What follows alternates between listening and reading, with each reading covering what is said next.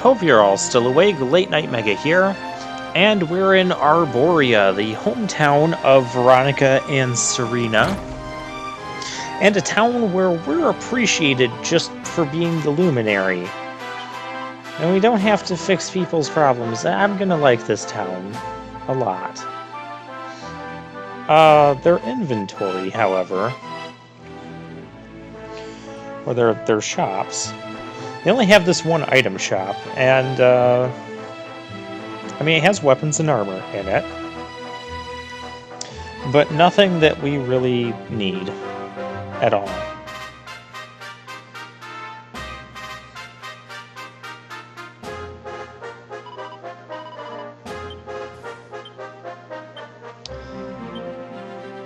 So, yeah.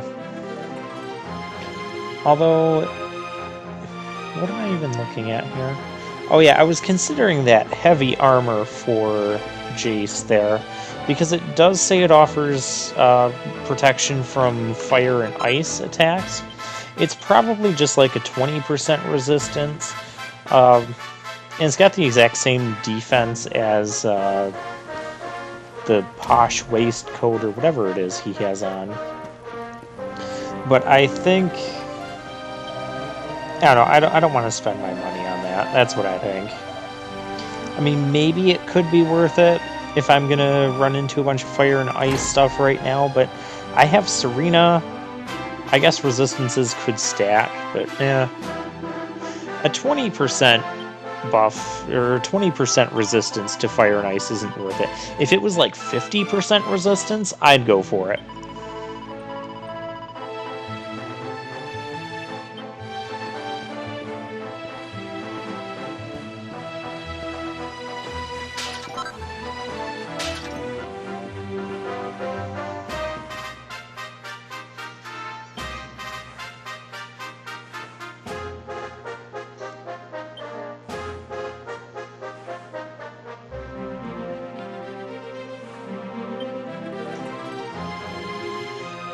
So in the meantime,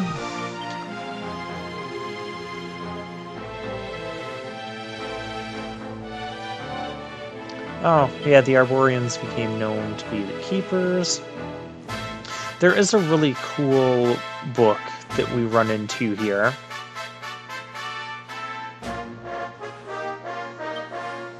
And there's some stuff just kind of reiterating some of the things we've kind of known about the legend of the Luminary and whatnot. And this isn't going to be a big exploration town. In fact, the exploring part is only going to take about like 10 to 12 minutes, so I'm not going to do a random topic this time. Hey! Treasure being a little bit sneaky. Supplicant. I already have this. It's not even that good.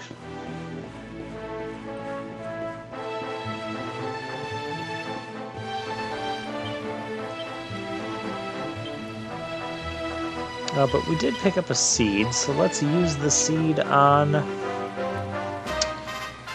it's gonna go on to...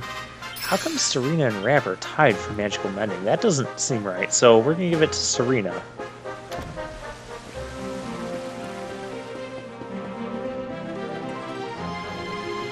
Granted, one might have be like one level higher than the other, but still...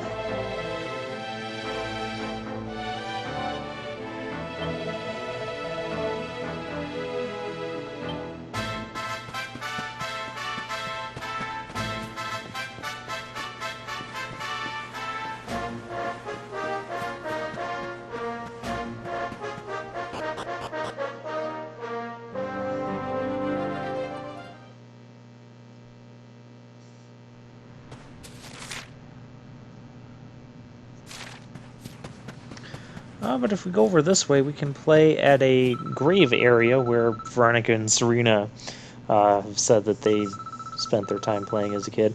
And we run into this little girl who, she apparently has some sort of terminal illness. And I don't know if that's like a real side quest or not. Speaking of side quests, we really haven't had any side quests lately. I find that odd. I mean, I know the last few we haven't really done, but is there really nothing over here besides that little girl? So I don't know if that's like an official side quest where we can go find the flower that she's looking for or whatever. Well, we'll keep our eye out for it.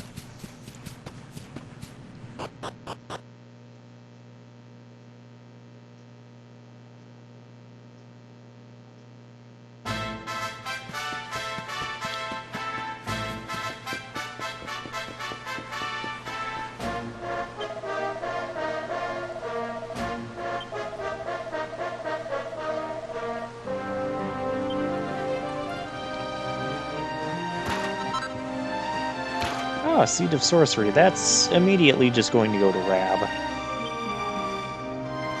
I've kind of been over my theory on that.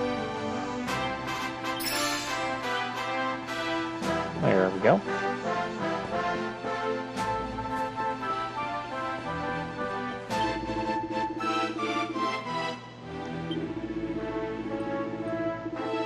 Oh yeah, this guy's kind of interesting.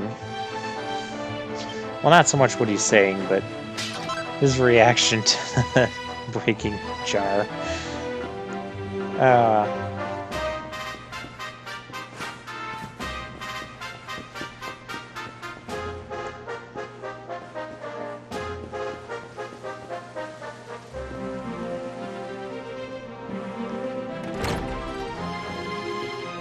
It's kind of neat that we got to meet Veronica and Serena's parents as well.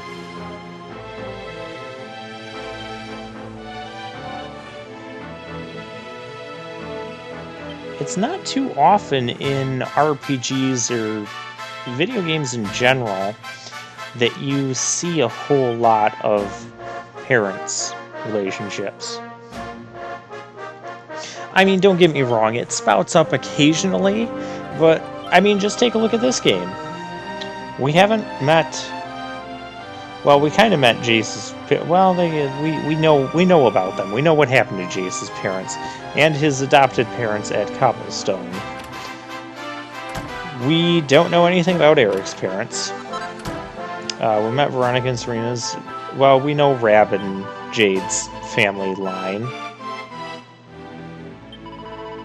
Sylvando, we have a theory on his dad at least. But that's just a theory at this point. And what am I missing? Don't we have another character? Okay, maybe this game wasn't the best example of what I was going for. Well, let's take Final Fantasy IV, because it's been too many episodes since I've talked about that game. So we don't know anything about... Okay, we do run into Cecil's dad,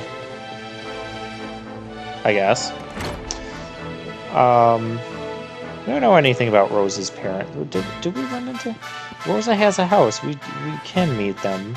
It's optional, though. Yang. We don't know anything about Yang's parents. Ha! Rydia, we kill her mom. Yeah, that wasn't a good thing. Okay, so I guess some parental relationships do pop up in RPGs from time to time. Final Fantasy VII, we don't know Cloud's parents. Ha! Take that.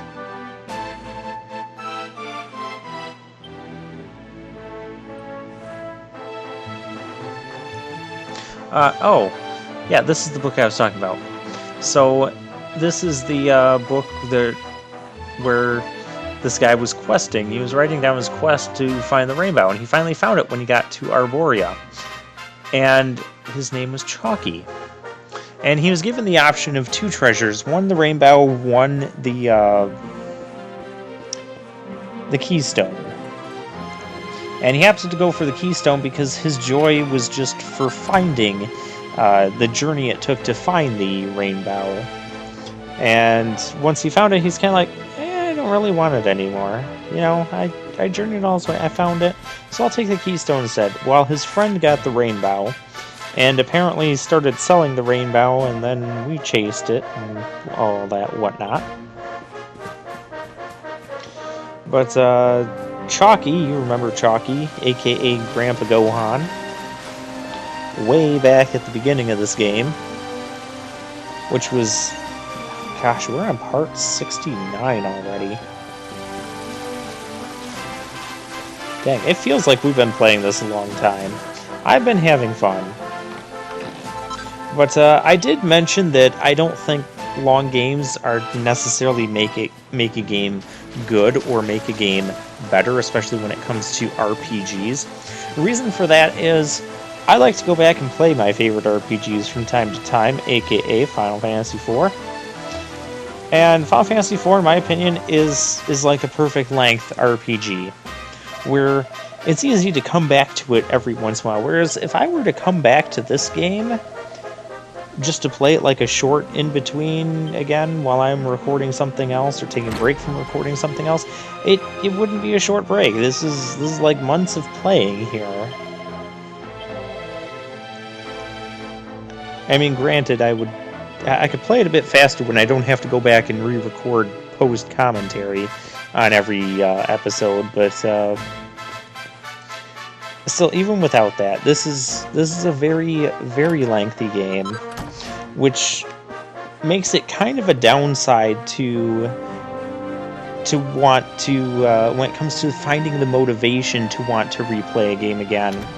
I run into this issue with Breath of Fire 3, mainly because there's a couple parts in Breath of Fire 3, a couple specific parts that I just really can't stand to play through again, and so I play through Breath of Fire 3 a lot less than, say, Final Fantasy IV.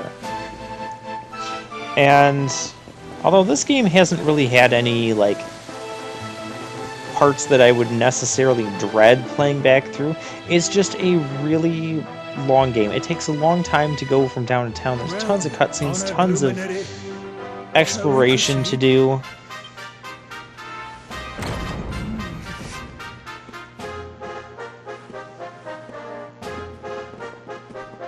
And I don't think I want to be doing all that again.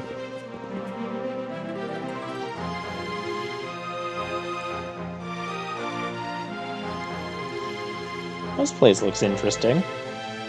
These pictures, they're incredible.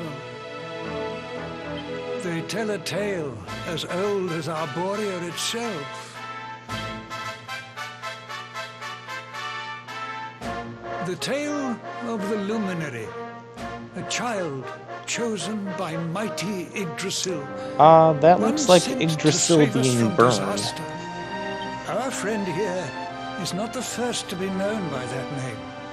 No, the first was born long, long ago in the Age of Heroes. At that time, the world of Erdrea was beset by a being of purest darkness. A being who sought to steal the very source of life itself, the heart of Yggdrasil. And so, the World Tree marked out one among her children for greatness. Erdwin, the Luminary of legend. Erdwin. He went forth. I believe that's like the official name of one of the heroes of one of the past Dragon Quest games. I don't remember which one though. Him. Among them, a mighty sage. If it was the first one or the third one or the fourth one, as it's probably one of those three. Serena, your friend here is the Luminary reborn. And Serenica, I don't know. You are the reincarnation of his companion. Well, that's cool. And we're gonna see that portrait. We'll get a closer look at it soon. As for Mordekan, I suspect that it is his darkness that your friend, the latest in the line of luminaries, was born to banish. Yes, of course.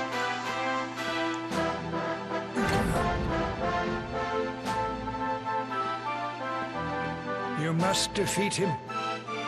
The fate of our world depends upon it. Well, I mean, that's the plan. We didn't do all this adventuring just to lose.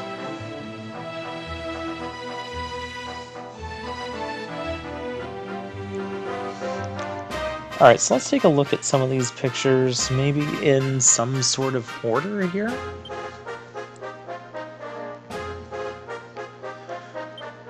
Okay, Luminary, we've kind of heard all of this before. This is kind of nice how they lay it out, though.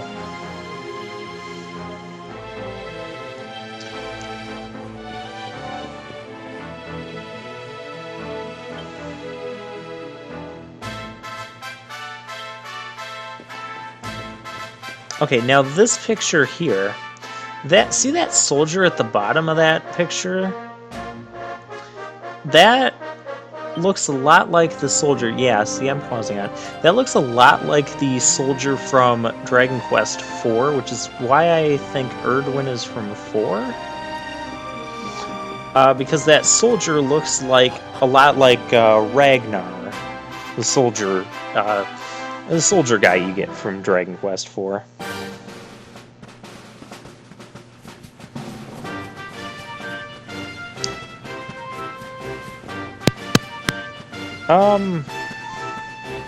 I don't know what happened, but my headset just went out in one ear. That's not a good sign. Am I still recording here? We have new enemies on screen. It says I'm still recording. Okay, I have a problem to fix for next time. Awesome. Meanwhile, these guys are poisoning half my team, and that's not okay either. That's like how I'm not able to hear out of the left side of this headset right now.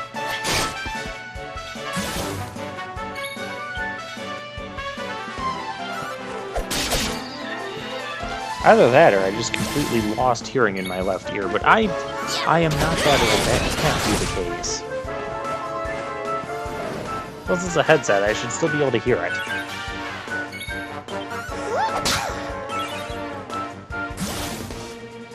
Alright, poison damage. These guys are obnoxious.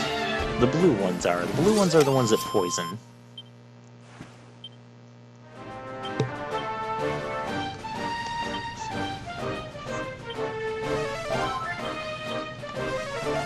Yeah, interesting. I've had this particular headset since I actually started this channel back in 2015, I think was when I started it.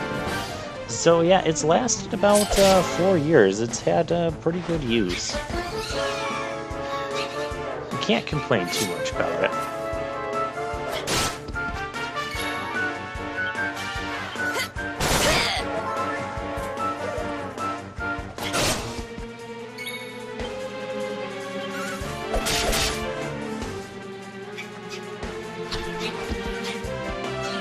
Don't do that.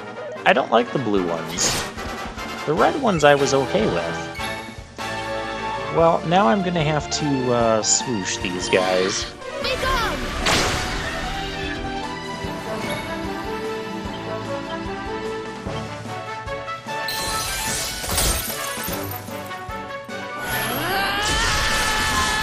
Well, Jade is upset.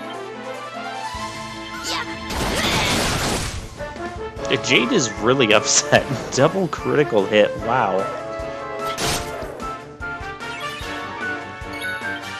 These guys are like alien-like creatures. I like their design. They're, as far as I know, they're new enemies to the Dragon Quest series. They're not typical ones that appear in every single game. They're also not weak to electricity. Oh, what, you did want double critical hit that one?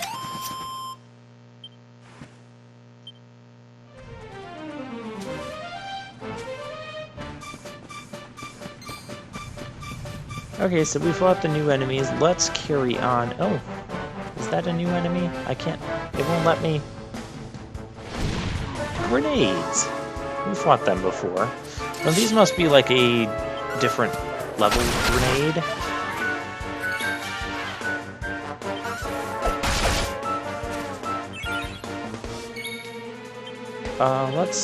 We'll swoosh them.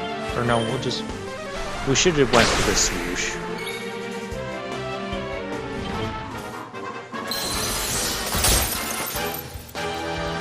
I'm surprised that didn't kill any of them.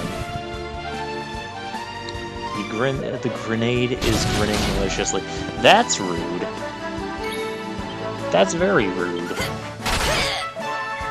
Okay, you guys really need to die here. There we go.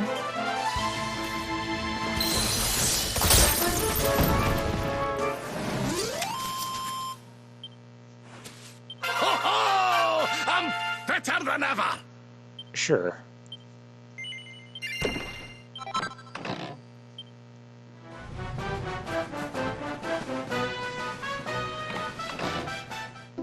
Hey, a mini medal. That was nice and easy to find.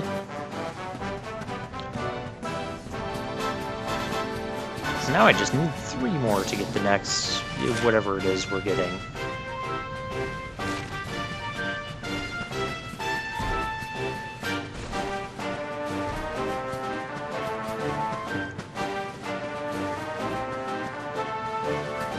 Alright, let's at least... Yeah, we're gonna rest up here.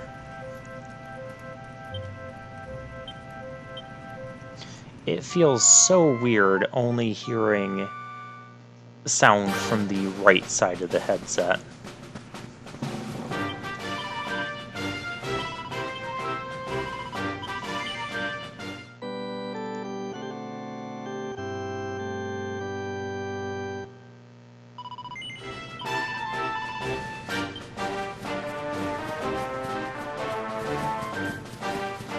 Yeah, we're gonna save, we're gonna continue. I'm gonna try to get up to at least the base of the platform, then we can trigger cutscenes next time.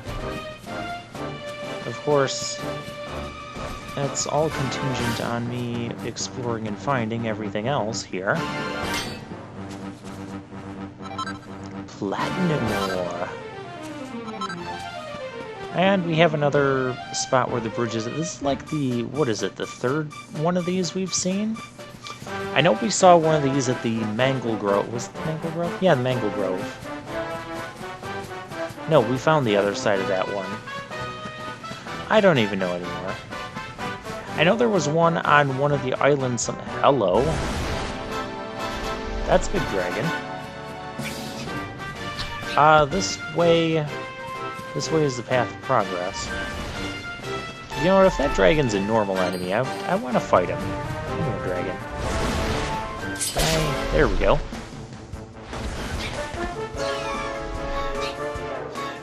It'd be kind of cheesy if I could just use whack on that thing. And it came with the blue guy. I don't need to be poisoned. That's not okay either.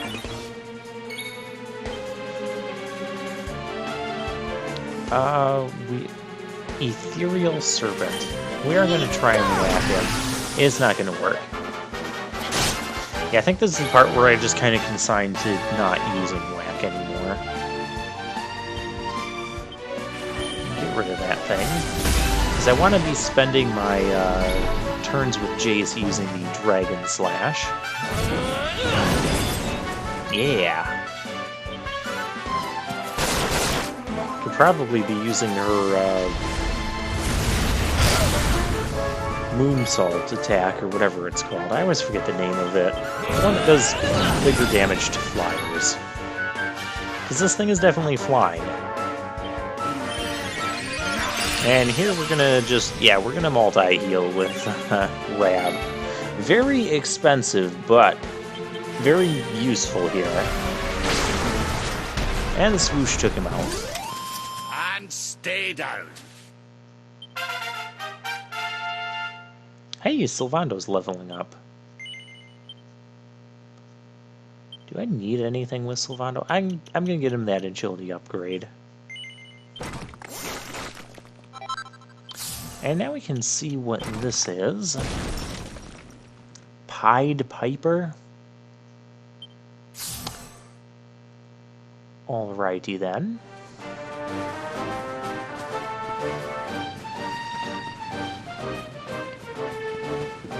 Okay, we can walk across this bridge and head over here. And we're actually going to get on the other side of that broken bridge to pick up this treasure.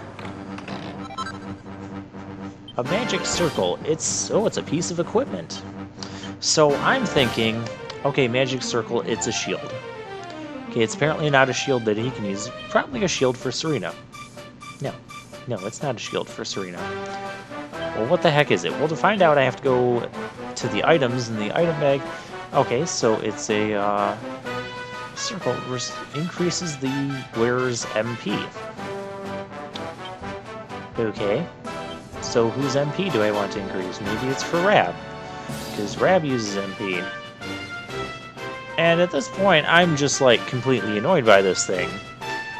I mean, it's almost as annoying as, you know, half my headset going dead in the middle of recording.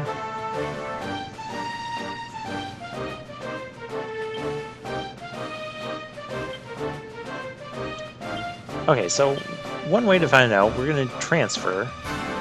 Who can wear this thing? Eric. I don't care to increase his MP.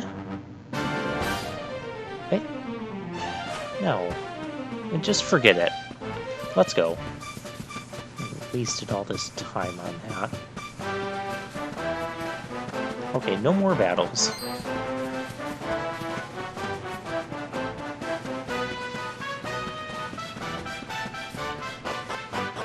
And passage to the first forest.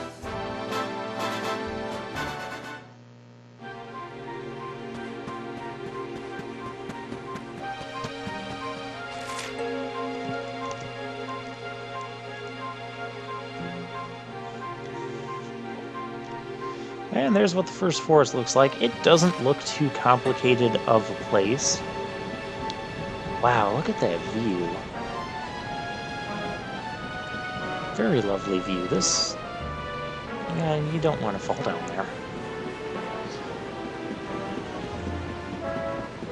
Who built this bridge, and how was this bridge even built? Hey, waterfall. I'm going to leave at this really nice view of the waterfall there.